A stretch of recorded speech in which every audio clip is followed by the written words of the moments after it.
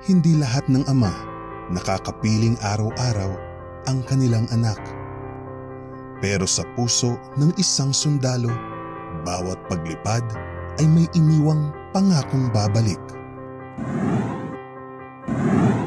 Ang pagiging ama hindi lang nasusukat sa oras ng presensya, kundi sa tugon ng responsibilidad sa pamilya at lalim ng pagmamahal.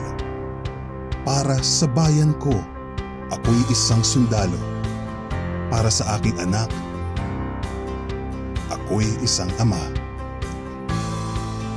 Saludo kami sa mga ama ng tahanan at sa mga ama ng bayan.